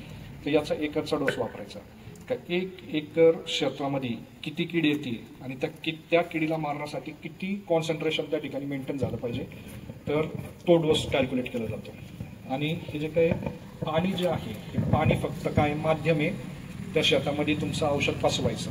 ठीक आहे. हे फुल्ली सिस्टमिक मॉलिक्युल आहे. कीटकनाशकाचे 2 प्रकार असतात एक कॉन्टॅक्ट आणि एक सिस्टमिक. कॉन्टॅक्ट कीटकनाशकाचं काम काय तर जास्त पाणी घ्यायचं आणि चांगलं झाड काय करायचं कव्हर करून मारायचं. का त्या औषध जिथं कीड आहे तिथपर्यंत पोहोचलं त्याच्या संपर्कात ज्या किडी आल्या त्या मारणार पण नवीन येणाऱ्या किडींना ते मारायला जात नाही. पण ही आंतरप्रवेश कीटकनाशक आहे. याचं काम काय का तुमचं 10-12 दिवसाचं जे काही रोप आहे 3 पंप लागले 3 पंपांमध्ये 360 मिली 5 पंप लागले ते 5 पंपांमध्ये 360 मिली करायचं आणि त्या रोपावर त्याला फवारायचं. तर त्या सगळ्या रोपांच्या फांद्यांमध्ये ते औषध लोड होतं. पुढचे 10 दिवस जे काही 3, 4, 5 नवीन पानं येतील तर जुन्या पानातून नवीन पानं ते औषध मूळ होतं आणि त्यांना सुद्धा प्रोटेक्शन देतं. परत 10 दिवसांनी आपल्याला याचा रिपीट स्प्रे घ्यायचा आहे. का आहे तर सगळ्या पानांमध्ये हे लोड होतं आणि पुन्हा झाडाचा जो काही विस्तार होणार आहे तर ते विस्तारणाऱ्या पानांमध्ये फुलांमध्ये फळांमध्ये ते पसरत राहतं. जेव्हा तुम्ही अंडर डोस घेता तर हळूहळू त्याचं कॉन्सन्ट्रेशन काय होत जाणार कमी होत जातं आणि मग त्या ठिकाणी आपल्याला बेनिव्याच्या अपेक्षित रिझल्ट भेटत नाही. पण ह्या ठिकाणी जर 10व्या दिवसाला पहिला स्प्रे 20व्या दिवसाला दुसरा स्प्रे जर बेनिव्याचे 360 मिली जर मारले तर ते पुढचे 50 ते 60 दिवस झाडामध्ये थांबलेले आहे. ठीक आहे. आणि त्या काळात जी काय कीड येणार आहे कीड अंडी घालणार आहे जी कीड चावायचा प्रयत्न करेल ती एक किडीतले कॅल्शियम आयन काय होतात 1 टाइम फ्लो होतात. तर ती कीड हालचाल करू शकत नाही. पंख वरती केले तर वरतीच राहतात खाली येत नाहीत. पाय ताणले तर ते परत रिटर्न येत नाहीत किंवा तोंड उघडलं तर बंद होत नाही. तर ती कीड भूकबळीने मरते. ठीक आहे. ती तुम्हाला जिवंत दिसेल पण 2-3 दिवस लागतात त्याच्या जोपर्यंत ताकद आहे तोपर्यंत मारण्यासाठी पण ती नुकसान करत नाही. पण त्याचा पुढचा फायदा काय की किडीने जिथेही अंडी घातली तर अंड्यातून जी काही पिल्लं बाहेर पडतात तर ही पिल्लं काय करत असतात सगळ्यात जास्त डॅमेज करतात. तर पिल्लांना त्या बेनिव्याचा जो डोस आतमध्ये पडलाय तो डोस त्या पिल्लांना मारण्यासाठी सफिशियंट आहे. तर त्या ठिकाणी पिल्लं पिकाला चावू शकत नाहीत किंवा जी काही कीड बसली आहे ती चावू शकत नाही आणि त्याच्यामुळे झाड काय करतं त्याची पूर्ण क्षमता व्यक्त करतं. त्याच्यामुळे तुम्हाला फुटवे चांगले भेटतील फुलाची संख्या जास्त भेटेल किंवा फळाची साईज चांगली भेटेल. तो वापरताना याला जर तुम्ही प्रॉपर डोसनी वापरलं तर तुम्हाला पुढच्या कीटकनाशकांची संख्या कमी होईल. तर बेनिव्या आतमधून आहे. ठीक आहे. किडीने अंडी घातली तर तुमच्या पिल्लू बाहेर पडणार आहे त्याला ते मारेल. मग तुम्हाला पुढची कीटकनाशकं कशासाठी मारायची शेजारच्या शेतामधून जे काही कीड येऊन बसणार आहे तर त्याला डॅमेज करण्यासाठी मग तुम्हाला जे काही बाकीचे काही कॉन्टॅक्ट कीटकनाशक आहेत ती वापरू शकता. तर त्या कॉन्टॅक्ट कीटकनाशकाची इफिशियन्सी कोण वाढवणार आहे बेनिव्या वाढवणार आहे आणि ऑटोमॅटिकली तुमचे पुढचे किडीचे स्प्रे काय होतील कमी होतील. हा फायदा तुम्हाला काय होईल बेनिव्यापासून होईल. त्याच्यामुळे बेनिव्यामुळे तुम्हाला पिकाचे फुटवे झाडावर किडीमुळे येणारा ताण येणार नाही. त्याच्यामुळे फुटवे फुला ही जास्त लागेल किंवा सेटिंग जे आहे फळांची किंवा फळांची क्वालिटीमध्ये आपल्याला काय होणार खूप चांगल्या प्रकारे फायदा होणार. फक्त हा डोस द्यायचा. 10 गुंठे क्षेत्र आहे तर 90 मिली बेनिव्या 20 गुंठे क्षेत्र आहे 180 मिली 40 गुंठे तर 360. तर टोमॅटो आणि वेलवर्गीय पिकांमध्ये ह्या डोसनी वापरायचं आणि मिरची आणि कोबी फ्लावर असेल तर एकरी 240 प्रमाणे त्याप्रमाणे तुम्हाला काय करायचं बेनिव्या तुमच्या शेतात वापरायचं. तुमचे ओव्हरऑल कीटकनाशकांचे स्प्रे कमी होतील आणि तुमचं उत्पन्न वाढवायला काय करेल, मदत करेल. तर आता आपण काय करू, फळाकडे येऊ. तर फळामध्ये काय का फळाची सेटिंग, फुलं येतात पण गळतात, बरोबर आहे हा, किंवा फळाची सेटिंग होत नाही, सेट झालेली फळं सुद्धा काय होतात, गळतात. तर हे का गळतात याची कारणं आपल्याला माहिती पाहिजे. सांगा बरं, फुल गळायची कारणं कोणती कोणती आहेत? 7-8 कारणं आहेत. आपल्याला काय काय माहिती आहे? अतिउष्णता, त्याच्यानंतर पाण्याचं प्रमाण, झाडाला ताण बसला पाण्यामुळं, त्याच्यामुळं अति पाऊस पडला, त्याच्यामुळं जोरात हवा आली तरी पण पडणारे, रस शोषक किडींनी फ्लॉवरिंगमध्ये अटॅक केला तरी गळणारे, बुरशी आली तरी पण गळणारे. ठीक आहे, तर ही वेगवेगळी कारणं आहेत. किंवा फुलं आलीत पण टेम्परेचर एवढं आहे का सेटिंग होताना काय असतं, आतमध्ये पुकेसर आणि श्रीकेसर असतं. तर ते पुकेसर उन्हाने काय होतं, सुकून जातं, त्यांचं मिलन होत नाही आणि त्याच्यामुळं फळाची सेटिंग होत नाही, ते तरी पण फळ काय होतं, गळतं. तर रस शोषक किडींसाठी आपण काय बेनिवा वापरले, बुरशीनाशक त्या ठिकाणी वापरत असतो. तर मेजर काय का उन्हाचा ताण, खूप जर ऊन आलं, आता आपलं चॅलेंज काय असणार आहे, पाऊस तर नाही आहे, खूप ऊन किंवा पाण्याचा ताण आहे, तर फ्लॉवरिंगच्या टायमाला किंवा सेटिंगच्या टायमाला झाडाला ताण द्यायचा नाही पाण्यामुळे. एक कॉन्स्टंट वापसा कंडिशन बागेमध्ये मेंटेन ठेवायची. उन्हाचा ताण येऊ नये म्हणून मी काय सांगितलं का वरतून पडणारा ताण आपण थांबवू नाही शकत, पण तुमच्या शेताची काही गरम हवा फिरणार आहे, ही गरम हवा येऊ नये म्हणून आपल्याला काय करायचंय का बाजूला मका लावणे किंवा जे शेड नेट लावणे का त्याचा परिणाम जमिनीलगत ती गरम हवा चालती, त्याचा परिणाम फुटव्यांवर होतो, फुलांच्या सेटिंगवर होतो आणि पानं जसा विस्तार वाढतो तशी तुम्हाला काय होतात, कर्ल झालेली दिसतात. तर आपल्याला त्या ठिकाणी हे करायचंय. आता ऊन जे आहे परिणाम कसं करतं बघा, का निसर्गाने सजीवाला सेन्स दिलेले आहेत. ठीक आहे का बुवा, काही आपत्ती आली तरी काय आपल्याला वाचायचंय किंवा आपला पुढची पिढी काय झाली पाहिजे, आपण गेलो तरी चालेल पण आपली पुढची पिढी सावध राहिली पाहिजे, वाचली पाहिजे, हा प्रत्येक सजीवाचा उद्देश असतो. ठीक आहे, मग झाड पण सजीव आहे, झाडाला बोलता येतं का, नाही, पण झाड सगळे ते प्रकार करतं. का उदाहरण आहे, आता मयूर आहे, ठीक आहे, मयूरला सांगितलं का बुवा काय करायचंय, तुला संध्याकाळ दिवसभर कपडे काढून उन्हात उभं राहायचंय, आता 40-42 डिग्री टेम्परेचर चाललंय आणि संध्याकाळी तुला 5 लाख रुपये देणार, तो उभा राहणार का, तू राहणार का उभा, हा राहणार, बरोबर का, तुम्ही राहणार का, मग चांगलं आहे, ठीक आहे, चांगलं. हा आता या बरं इकडं, आता इकडे मला पण असा शेतकरी पाहिजे होता किंवा माणूस पाहिजे होता का त्याला 5 लाख रुपये काय करायचे, घ्यायचे. मग आता बाबा तुम्ही उत्तर द्यायची सगळी, बाबांना आपण 5 लाख रुपये, आपण बाबांना 5 लाख रुपये देणार आहे. ठीक आहे, बाबांना आपण 5, आता ऐका ना बाबा, झाली गंमत, आता इकडे या थोडे, या ना पुढे, नाही बाबांना आपण बाबांना आपण 5 लाख रुपये द्यायचे. ठीक आहे, तर उदाहरण कपडे काढले फक्त अंडर पॅन्टवर बाबा काय आहेत, तिथं चौकात उभे आहेत, हा वावरात झाडाच्या खाली ना उभं राहायचं, उन्हात उभं राहायचं, तर काय होईल, 1 तास बाबा आता जसे खुश आहेत ना तसेच खुश राहणार. काय बाबा जाऊन दे, मला संध्याकाळी 5 लाख पैकी 1 लाख रुपये मला डॉक्टरला खर्च होईल, हा 4 लाख रुपये माझ्या खिशात राहणार, मी उभा राहणार. आता संध्याकाळपर्यंत बाबांची रिॲक्शन आपल्याला बघायची, काय होईल, 1 तास एकदम खुशी 5 लाख रुपये मला संध्याकाळी भेटणार, 1 तासानंतर काय होईल, घाम नाही येणार, खाजायला सुरुवात होईल, घाम. ठीक आहे, तर सोय म्हणून आपण हा त्याच्यानंतर जास्त भाजायला लागल्यावर काय करणार, असं होणार. ठीक आहे, 12-1 वाजता आपण असं, 2 वाजेपर्यंत बाबा कुठं असे, 3 वाजता बाबा मान पण कुठे घालणार, गुडघ्याच्या आतमध्ये घालणार, बरोबर आहे ना. 5 लाख रुपये घ्यायचे संध्याकाळपर्यंत, जाऊन दे ती पाठ भाजून निघाली, तिच्या फोड आले काय घेणं देणं नाही, पण बाबांनी काय केलं, स्वतःचा आकार बारीक केला. हा का बारीक केला, ह्या उन्हाला मला तर तग धरायचा आहे, हा पण त्या उन्हाला मी किती कमी एक्सपोज होईल हा प्रयत्न प्रत्येक माणूस करतो किंवा प्रत्येक सजीव करतो, हेच करणार आहे ना. आपल्याला चालते येतं, आपण लई चटके बसायला लागलो का पळणार, जाऊन गेले खड्ड्यात, ते 5 लाख रुपये 1 वाजता होणार, मी जाऊन सावलीत उभा राहिलो. ठीक आहे, प्रयत्न केला, सक्सेस नाही आला, कोण जीवावर थांबत नाही. तर हे आपण केलं. आता लई थंडी वाजली, आपण काय करतो, असं राहतो, आकडून घेतो ना, तर जेव्हाही ताण येतो तेव्हा सजीव स्वतःला काय करतो, आखडतो. मग झाड काय करणार आहे? झाडाला तर चालता येत नाही, बोलता येत नाही, आपल्याला फुलं काढायची, फळं काढायची, त्याला आपल्याला काय करायचं आहे, विस्तार वाढवायचा आहे. खालून मुळं चालत नाहीये, पाणी उचलत नाहीये.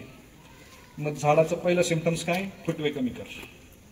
दुसरं सिम्पटम्स काय, फुलं आलीत, एवढ्यांना मी लास्टपर्यंत पोचू शकत नाही, 2-4च फुलं ठेवल, बाकीच्यांना गाळून देणार. फळं आलीत, जेवढी पोचू शकतात तेवढ्यालाच ठेवणार, बाकीची फळं सोडून देणार. ते फळ पण एवढं मोठं होणार नाही, एवढं चिंगडी फळ, त्याच्यातच बिया. 70 दिवसातच झाड काय करणार, पिकवून फळाला मोकळं करणार. तर त्याचं बी तयार झाले, पुढची पिढी तयार झाली, त्याचा जीवनाचा उद्देश संपला. ठीक आहे. तर ही मेकॅनायझेशन तुमच्या पिकात झाडांमध्ये चालू असतं. म्हणून मी मागच्या वेळेस तुमच्या शेतात आलतो, झाडं काय होती, पानं गोळा झालती. लास्टपर्यंत सुधारली का, नाही सुधारली, कारण टेम्परेचर सहन करत नव्हतं. त्याच्यामुळं हे जे कॅल्शियम मी तुम्हाला सांगितलं, कॅल्शियम सांगितलं, कितव्या दिवसाला सांगतोय, 25व्या दिवसालाच. आत्ताच त्यात पानांमध्ये काय करा, तर पेशींना ताकद द्या. ठीक आहे, का त्यात टेम्परेचरला काय करतील, सहन करतील. आणि उन्हामध्ये ह्या झाडावर ताण येऊ द्यायचा नाही. ठीक आहे, हा ताण येऊ द्यायचा नाही. तर झाड स्वतः ड्रॉपिंग करणार आहे. तर हा ताण जर आला नाही तर काय होणार आहे, झाड त्याची रेग्युलर फुलं काढणार आहे, रेग्युलर फळांची सेटिंग होणार आहे आणि आपल्याला उत्पन्न भेटणार आहे. तर उन्हात हे अजिबात मानायचं नाही का माझ्याकडं 100% फुलं येतील आणि त्याची सेटिंग होईल. काय 100 फुलं येतील, पण त्याच्यातले 70%, 80% फुलांची फळाची सेटिंग कशी होईल याच्यावर आपला काय पाहिजे, फोकस पाहिजे. तर तुम्हाला हा ताण दूर करायचा आहे तर तुम्हाला काय करू शकता, हे काय लिजेंड आहे आणि फ्युरास्टार आहे, तर ह्या दोघांचा वापर करू शकता. तर हे जे लिजेंड फक्त टोमॅटो नाही, प्रत्येक पिकामध्ये तुम्ही वापरा. याचं खूप डुप्लिकेशन मार्केटमध्ये आहे. हे पेटेंटेड मॉलिक्युल या डब्यामध्ये येतं, पण दुकानदारांनी काय केलं, छोटे छोटे पाऊच आणले लोकल कंपन्यांचे, ते शेतकऱ्यांना लिजन म्हणून देतात. हे पेटेंटेड मॉलिक्युल आहे. आणि हा लिजनचा फायदा काय, याच्यात ऑर्गॅनिक पोटॅश 20% आणि ऑर्गॅनिक सल्फर 1.5% आणि हे जीन एक्सप्रेशनवर काम करतं. तर हे सर्च टेक्नॉलॉजी, तर याचं काम काय, तर झाडामधले जे काही वेगवेगळे जीन आहेत, 500 प्रकारचे जीन असतात, तर 461 प्रकारच्या जीनला हे चालना देतात. तर वातावरणातल्या आलेल्या बदलांमुळे झाड स्वतःचे फुलं काढायचं जीन आहे लोकस्टी, त्याला काय करतं, दाबून ठेवतं. तर हा लिजन काय करतो, त्याला प्रोत्साहित करतो, एक्सप्रेस म्हणजे तो परत रेग्युलर काम करण्यासाठी. तर रंग, आकार, चव, जडणघडण याच्यासाठी असलेले जीन आहेत, यांना चालना देण्याची मदत करतात. फ्लॉवरिंग जीन आहे लोकस्टी, जर लिजन फवरलं फुलाच्या सुरुवातीच्या अवस्थेत, म्हणजे कॅचबो प्लस लिजन किंवा कॅचबो लिजन फ्युरास्टर एकत्र फवरलं, 6 पट तो जीन ऍक्टिव्ह होणार, कारण त्याच्यामुळे फुलं झाड चांगलं काढलं. फळाची सेटिंग, 5 पट्ट्या फळाच्या ते काय करतं, सेटिंगचं जीन ऍक्टिव्हेट करतं, जी फुलं आहेत त्याचं रूपांतर कशात होणार, फळामध्ये व्हायला मदत करेल. प्रकाश संश्लेषण, जर तुमच्याकडे पावसात खूप पाऊस पडतो, ढगाळ वातावरण राहतं, झाड माचतं, फुलं येतात का, अन्न तयार नाही होत, तर अन्न तयार करण्याचा जीन तो 13 पट जास्त ऍक्टिव्ह करतो. सुक्रोज जे गोडी येण्याचं जीन आहे, फळाला चव येण्याचं जीन 18 पट जास्त ऍक्टिव्ह करतो. आणि कलर येण्याचं जीन आहे, लायकोपिन नावाचं जीन आहे, याला 4 पट, ज्याच्यामुळे तुमच्या फळाला काय येतं, आकर्षक कलर, शायनिंग. तर ह्या लिजनला कोणतंही टॉनिक आणण्यापेक्षा पंपाला 4 ग्रॅम याची पुडी आहे किंवा 1 48 ग्रॅम याला घ्यायचं. फ्लॉवरिंगच्या सुरुवातीला एकदा, सेटिंगच्या टायमाला आणि एकदा कलर डेव्हलपमेंटच्या टायमाला. हे जर फवरलं तर सुरुवातीला हे फुलं काढून देईल, सेटिंगच्या टायमाला फळाची सेटिंग करून देईल आणि नंतर फळ डेव्हलपमेंटच्या टायमाला फळाची साईज आणि फळाच्या कलरसाठी फायदा करेल. तर झाडाला हे हिरवगार ठेवेल, झाडावरचा ताण दूर करेल आणि त्याच्याबरोबर हे फायदे देईल. आणि औषध पण महाग नाहीये, 650-650 रुपयात तुमची गंमत आहे. ठीक आहे. तर मार्केटमधले कोणतीही टॉनिक आणून वापरण्यापेक्षा हे कॅचबो लिजन याचं जर तुम्ही कॉम्बिनेशन वापरलं तर तुम्हाला फुलं चांगली भेटेल. कॅचबोमधून काय भेटेल, कॅल्शियम जीन बोरॉन, जे फुलाची डेव्हलपमेंटसाठी लागणार आहे. आणि लिजनमधून काय होणार आहे का, तो जीन ऍक्टिव्हेट करून भेटेल. तर खूप चांगल्या प्रकारे तुम्हाला काय होईल, याचा फायदा होईल. तर हे फक्त टोमॅटोच नाही, तुमच्याकडे जे काही फुलाची पिकं असतील तर फुलाच्या पिकांसाठी तुम्ही वापरू शकता. कोबी फ्लॉवर आहे, जे काय असेल ते. आणि हे जर तुमचं मुळं चालत नाहीये, जर लिजन एकरी 98 ग्रॅम जमिनीतून दिलं तर हे पांढऱ्या मुळ्यांची संख्या सुद्धा जोरात वाढवतं, फुलांची संख्या वाढवतं. आणि याचे टेस्टिमोनियल्स आहे का, झाडाला जर ते पाण्यामुळे जो ताण पडतो, ठीक आहे, आणि अचानक ताण पडला आणि अचानक खूप पाणी दिलं तरी पण झाड शॉकमध्ये जातात. तर ज्या बागेला, ज्या झाडांना तुम्ही लिजन फवारलं तर ती झाडं लवकर शॉकमध्ये जात नाही. म्हणजे एक तर ते झाडाचा ताण सहन करतात, उन्हाचा ताण सहन करतात आणि शॉक बसू देत नाही. तर शॉक रिकवर करायला मदत करतात.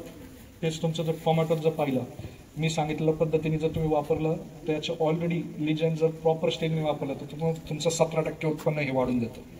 17% उत्पन्न का वाढतं तर फ्लॉवरिंग सेटला जे काही फुलं पडून दिली नाहीत त्याची सेटिंग प्रॉपर झाली तरी त्या ठिकाणी उत्पन्न वाढतं. आणि काय फायदे आहेत, झाडाची उंची चांगली होती, तुमच्या पानाची साईज जास्त होती, फुलांची संख्या जास्त आली, फळं जास्त होती किंवा फळांचा कलर किंवा नवीन फुलं काही एकदा तुमचे 1-2 तोडे झाले तर फुलं काय होतात, थांबतात. फुलं का थांबतात, जेव्हा तोडतो तेव्हा झाडाला जखमा होतात आणि इथिलीन तयार होतं. आणि इथिलीनचं काम काय, पिकवणं. केळी इथिलीनमध्ये बुडवतात पिकण्यासाठी, आंबा इथिलीनमध्ये बुडवतात तर तो लगेच पिकवतो. तर जिथेही जखम होती त्या ठिकाणी काय होतं, इथिलीन सिंथेसिस चालू होतं. आणि इथिलीन चालू आलं की इथिलीनचं काम काय, पिकवायचं. मग ते इथिलीन झाडात फिरताना फक्त फळालाच पिकवणार आहे का, नाही, दुसऱ्या तोड्यानंतर छोटी छोटी फळं पिकतात. फळाची साईज भेटते का आपल्याला, नाही भेटत. तर इथिलीन वाढतं आणि ते फळाला पिकवतं आणि त्याच्याबरोबरच ते तुमच्या झाडाच्या पानांना सुद्धा काय होतं, पिकवतं. आणि जर लिजनचा वापर तुम्ही केला तर ह्या इथिलीन सिंथेसिसवर ते कंट्रोल करतं. त्या जास्त इथिलीन जे काही जखमांमुळे तयार होणार आहे ते तयार होऊ देत नाही. त्याच्यामुळे फुलाची फळाची साईज होती का पानाची हेल्थ जास्त दिवस राहते, पानं लवकर पिवळे पडून गळत नाहीत. आणि त्याचा रोल काय, फुलांची संख्या का जे आपण व्हरायटी वापरतो ती सेमी डिटर्मिनंट व्हरायटी आहेत का कंटिन्युअस याचे शेंडे चालू असतात आणि कंटिन्युअस यांना काय येत असतात, फुले येत असतात. तर फ्लॉवरिंगचं जेने ऍक्टिवेट करून तुम्हाला पुढचा फ्लश जो आहे हा काय करेल, तुम्हाला मिळवून देईल. तेच पुढे गेले, तेच जर तुमच्याकडं मिरची असेल मागे तर मिरची पिकात ते 23% हे करतं. मिरचीला स्ट्रेट जे काय मिरचीचा शेप आहे तो येण्यासाठी फळांची संख्या वाढती पण त्याची शेप जो आहे ना तो भेटतो. तुम्ही घेवडे, वालवडी कोणतेही पीक करत असाल, जर लिजन फवारलं 15-15 दिवसांनी तर तुम्हाला फुलांची संख्या आणि त्या पिकाचं उत्पन्न काय झालेलं दिसेल, वाढलेलं दिसेल. तर याचा वापर करून तुम्ही खूप चांगल्या प्रकारे स्ट्रेस रिलीफ करू शकता आणि तुमचं उत्पादन काय करू शकता, वाढू शकता. पुढे घे, ठीक आहे, पुढे घे, पुढे. आता कुटाळी. कुटाळी मागच्या वर्षी होती का, नागाळी मागच्या वर्षी आली होती का, आलती. तर ह्या आळीला तुम्हाला व्यवस्थित समजून सांगतो. तर ही जी काय तुटा आळी जी आहे आणि नागाळी, आपण म्हणतो मोठी नागाळी आणि छोटी नागाळी. पूर्वी आपल्याकडं छोटी नागाळी यायची, आता तुटा नागाळी येते. तर ह्या दोन ही वेगवेगळ्या किडी आहेत, ठीक आहे. ही आळी पानं खाती, त्याच्यावर तुमच्या फांद्यांचं नुकसान करते आणि सगळ्यात जास्त तुमच्या झाडाची फळं आहेत त्या फळांचं काय करते, नुकसान करते. त्या फळाला पण छोटे छोटे होल पडलेले असतं बघा.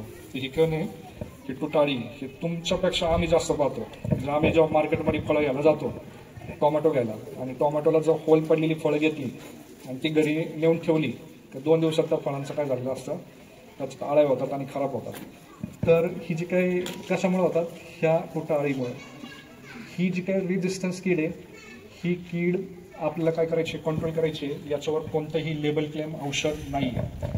पण जर तुमचं बेनिव्या 360 मिलीचे 2 स्प्रे जर तुमच्या शेतात प्रॉपर पडलेत आणि त्याचं कॉन्सन्ट्रेशन मेंटेन आहे, ह्या आळीने जर अंडी घातली तरी त्या ठिकाणी ती पिल्लं काय होतात, मारतात. त्या ठिकाणी तुम्हाला टोटा ॲब्सोल्युटाचं प्रमाण जिथं बेनिव्याचे 2 स्प्रे प्रॉपर डोसने पडलेत त्या प्लॉटपेक्षा मध्ये कमी असतात कम्पेअर टू जिथं अंडर डोस गेले किंवा दुसरे केमिकल्स वापरले. ही कीड कशी येते बघा, त्याची अंडी अवस्था किती आहे, 7 दिवसाची. ही जी काही आळी अवस्था आहे 2 लेअरच्या मध्ये ही खाती आणि ट्रान्सपरंट होते 8 दिवसाची. तुमची प्रौढ अवस्था किती आहे, 10 ते 15 दिवस. ह्या किडीचा जीवनचक्र किती आहे बघा, 14 डिग्री सेल्सिअस टेम्परेचर असेल तर 76 दिवस लागतात तिला अंड्यापासून प्रौढावस्था पास करायला. तेच 20 डिग्री सेल्सिअसला 24 दिवसात ही अंडी ते म्हातारपण पास करतं आणि 27 डिग्री सेल्सिअसला 24 दिवस. आता आपल्याकडे टेम्परेचर किती आहे, 38-40. तर हे तुमचं किती 16-17 दिवस किंवा 20 दिवसातच ती काय करणार आहे, अंड्यापासून स्टेज कम्प्लीट करणार. पुढचे अंड्यापासून म्हातारपण किंवा परत पुढचे अंडे घालायचे स्टेज 20 दिवसात कम्प्लीट करेल. जेवढा कीड जास्त वेळ कमी वेळ घेणार कशासाठी, तिची जीवनचक्र पूर्ण करण्यासाठी, तेवढी ती कीड कीटकनाशकांना लवकर काय करते, पचवते. ती कीटकनाशकांना दाद देत नाही. आणि हिच्यासाठी जे काय याचं टेम्परेचर आहे हे जर तुम्ही पाहिलं, हे नुकसान काय करते, पानांचं 73%, फांद्यांचं 21%, फळांचं 1%. तर अख्खा प्लॉट ती काय करते, खराब करते. तर आत्ताचं जे काही टेम्परेचर आहे एप्रिल 28 ते 34 डिग्री सेल्सिअस आणि 55% आर्द्रता असेल तर हे वातावरण ह्या किडीचं प्रादुर्भाव होण्याचं काय सगळ्यात आयडियल टेम्परेचर, म्हणजे जो पुढच्या महिन्यात आपण एंटर करतो ते. आणि जीवनचक्र किती दिवसात पूर्ण करेल, 18 ते 22 दिवसात. जर हिला कंट्रोल करायचं आहे तर तुम्ही काय करू शकता का हे जे काय फेरोमेन ट्रॅप्स आहेत तर हे फेरोमेन ट्रॅप्स लावायचे आहेत. त्याच्यानंतर जेव्हा तुम्ही शेतात फिरताय तुमच्या मल्चिंग पेपरवर बघायचं किंवा मातीत बघायचे मेथीच्या दाण्यासारखे जर तुम्हाला दाणे पडलेले दिसले, कोश दिसले, तर हे कसले कोश आहेत? त्या फुटाळीचे कोश आहेत. तर त्या ठिकाणी लगेच तुम्हाला काय करायचं आहे का पुढच्या 4-5 दिवसात त्या कोशातून पतंग होणार आणि अंडे तुमच्या शेतात घातली जाणार. तर त्या टायमाला आपल्याला काय करायचं इथं याच्यासाठी स्प्रे घ्यायचं आहे. तर क्वारप्रायमा म्हणून आपलं औषध येतं एफएमसीचं. तर क्वारप्रायमा एक जे फळपो खाणारी आळी, पानावरची आळी याच्यावर काम करेल, प्लस हे तुटाळीला काय करेल? कंट्रोल करेल. आणि जर तुमच्या शेतामध्ये तुटाळीचं प्रमाण जास्त असेल तर 34 ग्रॅम क्वारप्रायमा आणि 100 मिली इंडोक्झाकार्ब भेटतं. तर याला मिक्स करायचं आणि काय करायचं पूर्ण प्लॉट जो आहे व्यवस्थित काय कव्हर करून स्प्रे करायचं. तर ही कीड काय होईल? कंट्रोल होईल. पण ह्या किडीचा प्रादुर्भाव होईपर्यंत किंवा जास्त होईपर्यंत थांबू नका. तिने एकदा पानाला खराब केलं तर त्या ठिकाणी करपा घुसणार आणि करपा घुसला तर मग आपला प्लॉट फाटाफट काय होणार? खराब होणार. तर ह्या किडीकडे आपल्याला काय करायचं? चांगल्या प्रकारे लक्ष द्यायचं. आणखी शेवटचं काय का आत्ता फिरताना मला दिसलं एक प्लॉट संपला होता, लाल कोळी होता. एक रस्त्यावरचा प्लॉट होता त्याच्यावर लाल कोळी आलेला. हा तुमच्याकडे नाही, अख्ख्या पश्चिम महाराष्ट्रात किंवा सगळ्या महाराष्ट्रात आजचं वातावरण जे आहे हे लाल कोळीचं फेवरेबल वातावरण आहे. लाल कोळी पसरणार आहे. हा लाल कोळी जो आहे एकदा एका शेतात पसरला त्यांनी त्या ठिकाणी डॅमेज केलं. एका रात्रीत ते कोळी एकत्र येतात, छोटे छोटे बॉल तयार होतात त्यांचे आणि एका रात्रीत ते 30 किलोमीटरचा प्रवास काय करतात? कव्हर करतात. किती? 30. हवेबरोबर ते बॉल ती हवा जिथपर्यंत घेऊन जाईल तिथपर्यंत ते जातात आणि त्या ठिकाणी जे शेत असेल, जी हिरवी झाडं असतील त्याच्यावर पडतात आणि परत ते त्याचं डॅमेज करणार. तिथलं खाऊन झालं का परत पुढचा प्रवास. तर आपल्या गावात एक लाल कोळीचा प्लॉट असला तर तो ॲटम बॉम्ब काय तो साधा बॉम्ब नाहीये, तो ॲटम बॉम्ब आहे. तो सगळ्यांचा कार्यक्रम करणार.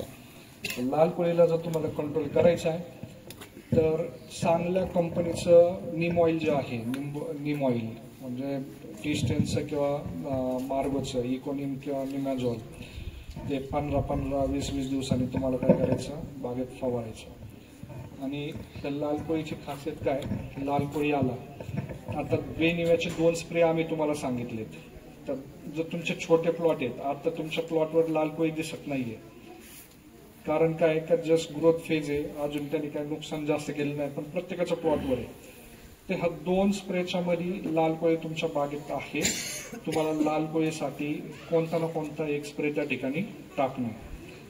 जर तुमच्याकडे लाल कोळी जास्त असेल तर 8 दिवसात आपले 2 स्प्रे झाले पाहिजेत. लाल कोळीची वेगवेगळी कीटकनाशकं असतात. एक अंडीनाशक असतं, एक पिल्लांवर काम करतं, एक ॲडल्ट्सवर काम करतं. त्याच्यामुळं 2 वेगवेगळ्या मोड ऑफ ॲक्शनची कीटकनाशकं 8 दिवसात गेली पाहिजे. एफएमसीकडे काय आहे? एफएमसीकडे ब्रिगेड पॉवर आहे. या प्रोडक्टची स्ट्रेंथ काय? याच्यात प्रोपरग्लाइट आणि बायफेन्थिन या 2 याचं काय कॉम्बिनेशन आहे. तर हे कॉन्टॅक्ट, सिस्टमिक आणि स्टमक 3 पद्धतीने काम करतं. हे स्पर्शजन्य पण आहे, पोटविष पण आहे आणि वेपर फेज ॲक्शन आहे. तर वेपर फेज ॲक्शन म्हणजे काय? तर हे पान आहे. लाल कोळी आपल्याला वरच्या साईडला दिसतो का खालच्या साईडला दिसतो? खालच्या. पानाला चिकटलेला असतो का आदंतरी असतो? परत आठवा, पानाला चिकटतो, जाळी तयार होते. मग तो लाल कोळी पानाला चिकटलेला नसतो. तो लाल कोळी कुठं असतो? तर पानाच्या जाळी जी असते त्या जाळीत असतो.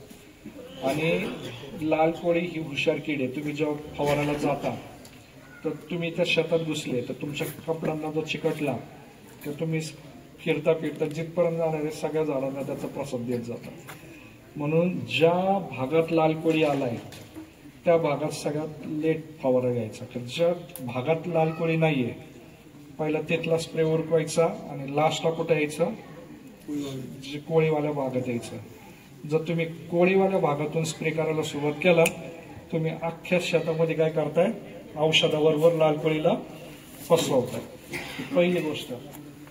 ह्या ब्रिगेड पॉवरचा फायदा काय होणार आहे तर ब्रिगेड पॉवरची जी काही वेपर फेज ऍक्शन आहे ते हे पान आहे, ही जी कोळी काय झालाय ह्या जाळीत बसलाय, तर वेपर फेज ऍक्शन काय का तेलकट तवंगाला वाफ धरून तो ब्रिगेड पॉवर काय होतो असं पसरतो, तर तो ब्रिगेड पॉवर त्या जाळीत घुसतो आणि जाळीत घुसून त्या लाल कोळीला तो काय करतो मारतो. तर ही ह्या प्रोडक्टची स्ट्रेंथ आहे बाकीच्या कीटकनाशकांच्या अगेन्स्ट. तर स्वस्त आणि मस्त कीटकनाशक आहे, याचा फायदा तुम्ही लाल कोळीला कंट्रोल करण्यासाठी घेऊ शकता. एकदा ब्रिगेड पॉवर घ्या, एकदा ॲबासिन घ्या, परत ब्रिगेड पॉवर घ्या. जर रोटेशनमध्ये तुम्ही वापरलं तर तुम्हाला याचा फायदा होईल. तुम्हाला स्प्रे शेड्यूल दिलेला आहे, मी टेक्निकली कुठं काय वापरायचं ते सांगितलंय. तुमच्या बागेतल्या कंडिशननुसार तुम्ही याला वापरू शकता. पण सगळ्यांना लाल कोळीचा स्प्रे मारण्याची गरज आहे, ठीक आहे. आणि ज्याचा प्लॉट खराब झालाय सगळ्यांनी मिळून त्याला जाऊन समजायचं, बाबा तू सुद्धा स्प्रे मार, नाही तर तू काय करतोय आमचा कार्यक्रम लावतोय. तर एवढी काळजी आपल्याला काय करायची घ्यायची. तर मला वाटतं माझ्याकडून इथपर्यंत थांबतो. परत पुढच्या गोष्टीला आपण येऊ. तुमचे काही प्रश्न असतील तर तुम्ही विचारू शकता. तुमचे माहिती पुस्तक आहे कधी? हा, तुम्हाला आता जाताना सगळे हँडबिल येईल, तुमचं शेड्यूल येईल, त्या शेड्यूलमध्ये सगळं व्यवस्थित लिहून दिलेलं आहे.